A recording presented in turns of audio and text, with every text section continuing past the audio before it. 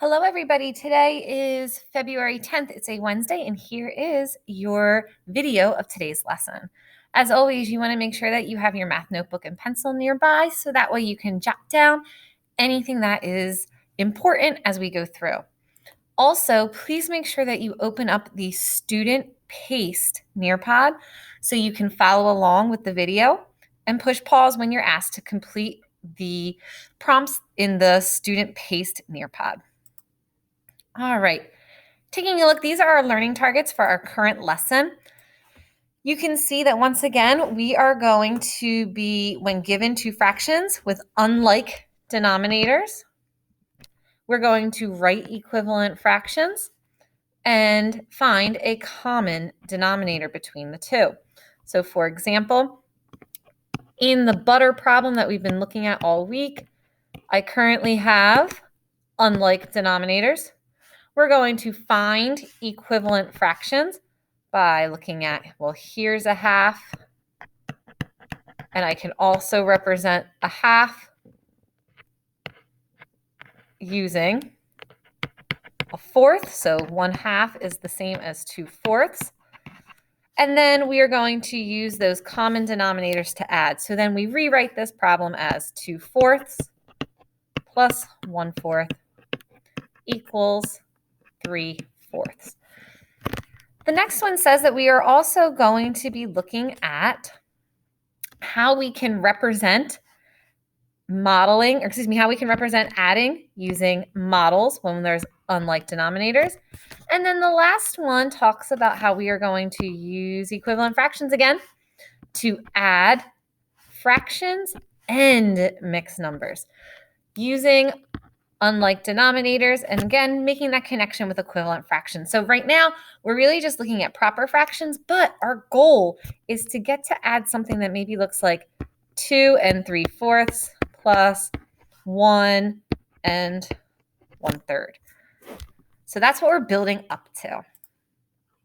So taking a look.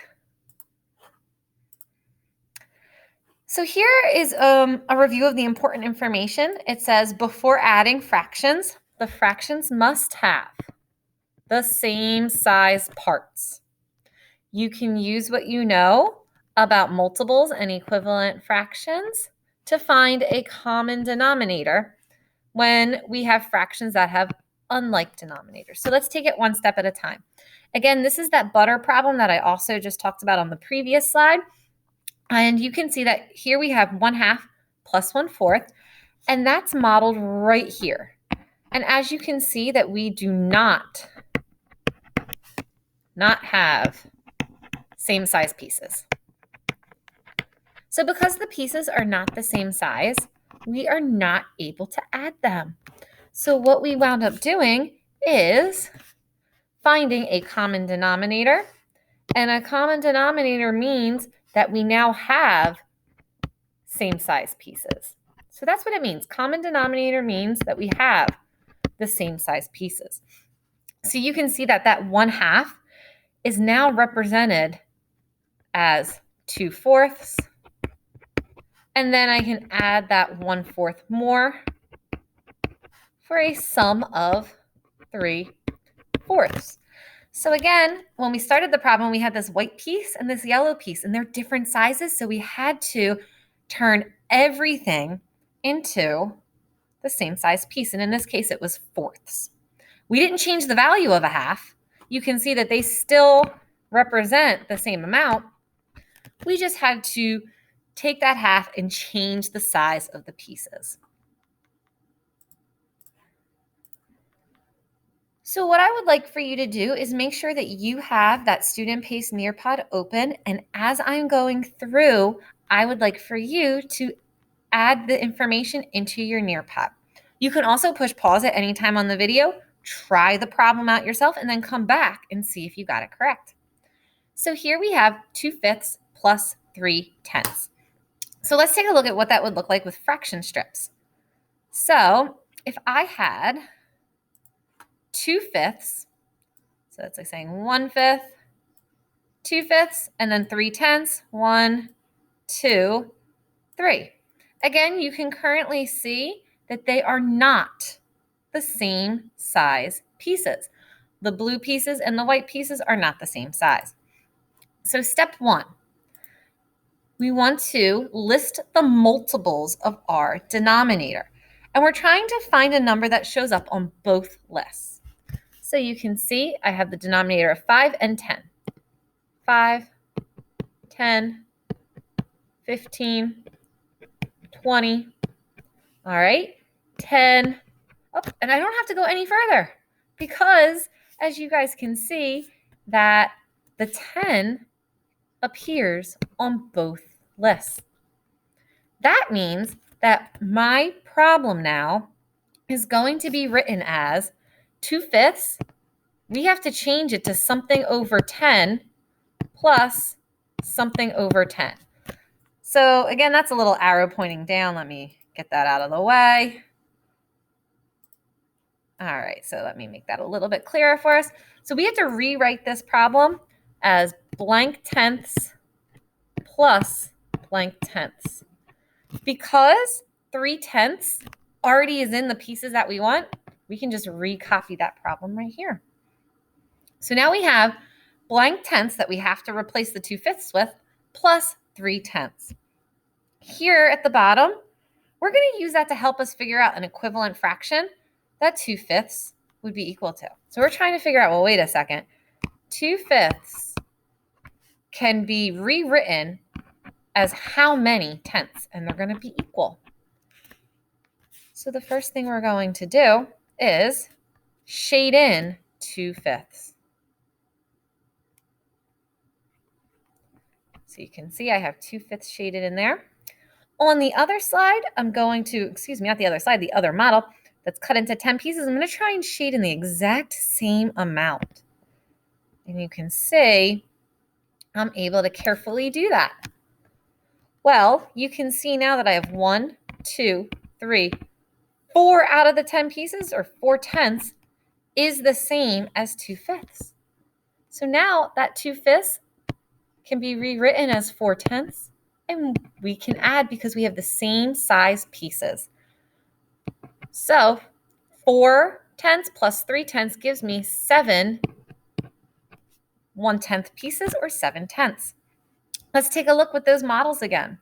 So here you can see that right now I don't have the same size pieces, but we know that we can replace fifths with tenths. So there's 1, 2, 3, 4. You can tell that they're equal, the same, because they match up perfectly. So now I can just move them up if I want and replace. And you can see 1, 2, 3, 4, 5, 6, 7 tenths. All right. So now let's take a look at our next problem. So here you can see that I have included an example. This is our problem from the other day, and it gives you the steps right here, and you can use this as a reference. But in this problem here, and all you have to do is just hit that button and it will, go back up. Or you can just click on the screen. All right. So here you can see that I have the problem 4/12 plus 2/3. 4/12 plus 2/3. So currently, they do not have the same denominator. We don't have the same size pieces. Again, if I was looking at my fraction strips, let me hit reset on this for a second. All right. Not sure why it's showing up so blurry.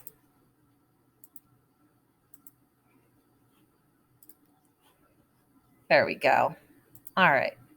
So when I change this to twelfths, you'll be able to see that I can model 4/12 plus 2/3. So I'm going to pull out 4 1/12 pieces, 2, 3, and 4.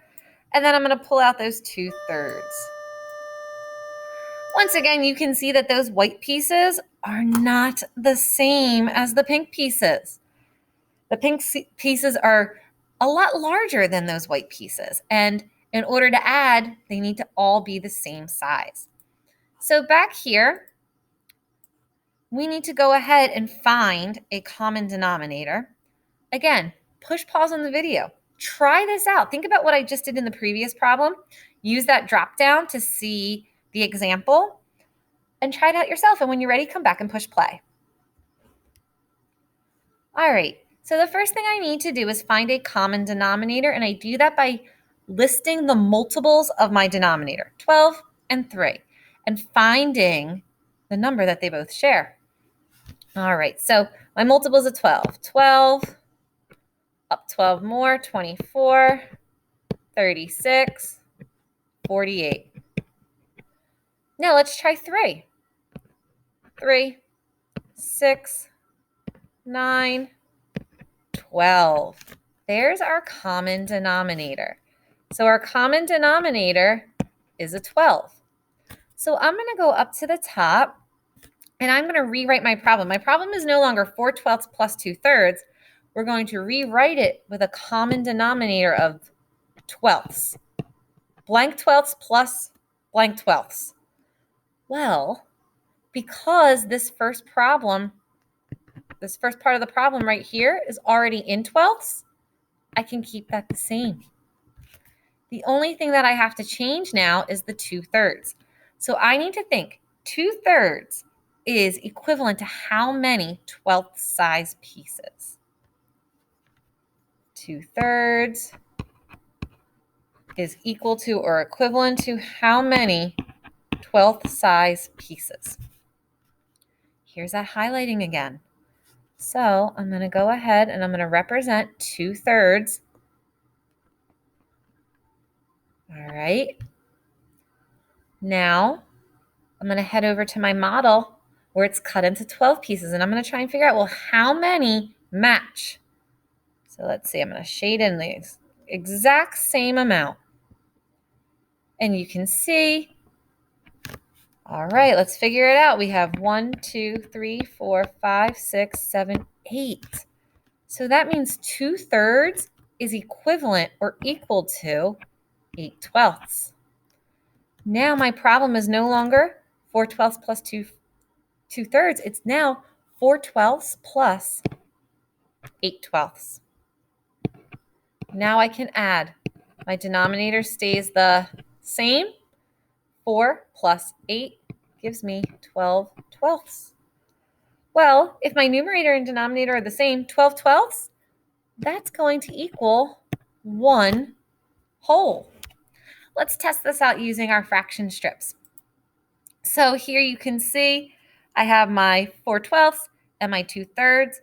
So I need to change them over. So we know that we're going to try and use 12. So let's say there's 4, 5, 6, 7, and 8.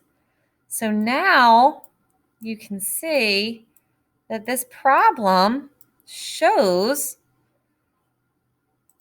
if I were to cut this right here, originally it showed the 4/12 plus the 2/3, but again, those weren't the same size pieces. So now down below, you can see, well, the 4/12 are still there, plus the 8/12, and altogether, when you count them, it's 12/12. We can prove that, again, that it's equal to a whole just by sliding this right there, and you can see that they are equal to each other. All right, so the last thing that I need you guys to do is to complete this next slide all by yourself. So once again, that little information right here of a sample problem, as well as you have this video that you can go back and watch as many times as you need to. Yesterday's video also went over the same skill, but I would like for you to try this problem independently and make sure you hit submit when you turn in your Nearpod. You also have the responsibilities of making sure that you do your iReady equivalent fraction lessons. There were 2 posted this week. Both are extremely important with developing our understanding of equivalent fractions because we can't add without making equivalent fractions. Remember, office hours every day if you have any questions.